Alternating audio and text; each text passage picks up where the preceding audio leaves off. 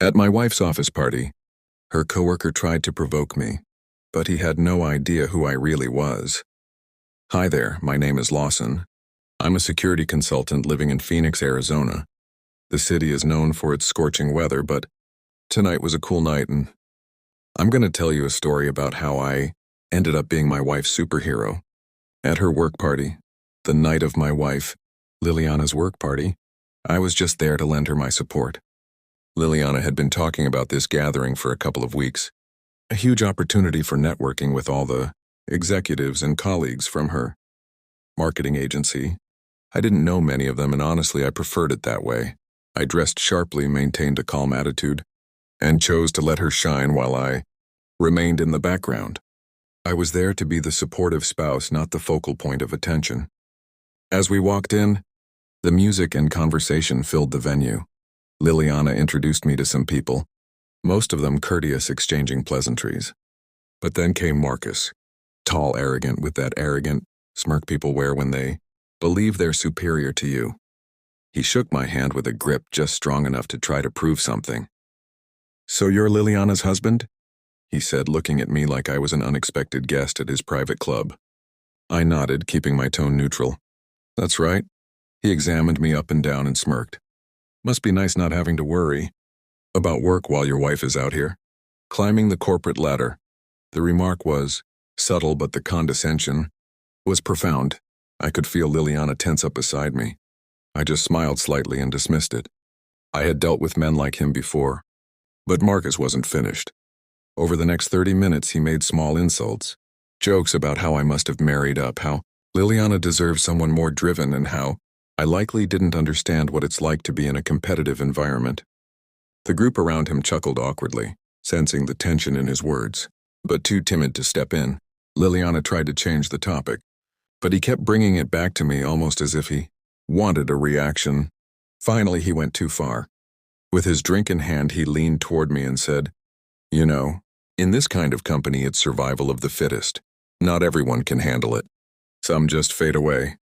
His voice was full of challenge. I caught the quick look he gave Liliana as if to test whether she would side with him or me. I set my glass down, slowly, and met his gaze. "Marcus," I said calmly, "you're right. Not everyone can handle a competitive atmosphere.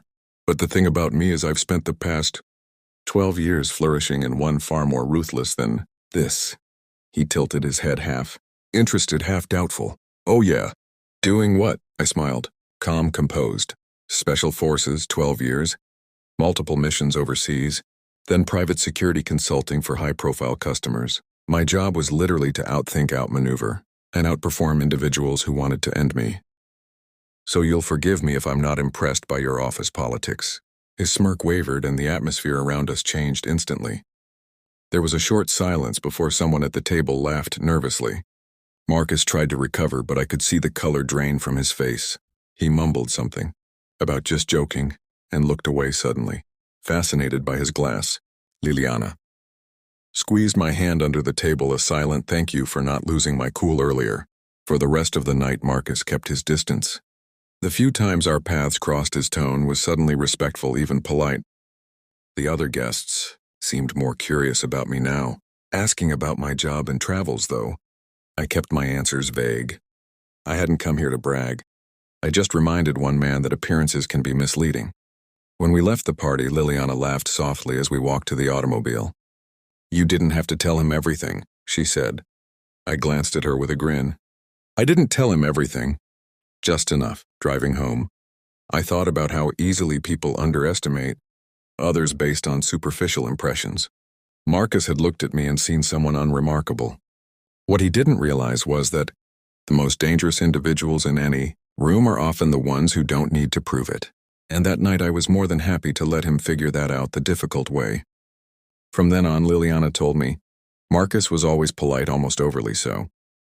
He never made another insult in my direction, and whenever I showed up at her office events, he gave me a wide berth. I never held a grudge against him, but I suspect he never forgot the moment he realized he had no idea who I really was. If you enjoyed this story, don't forget to hit the subscribe button and join us for more shocking real-life stories on Only on Home Exposed.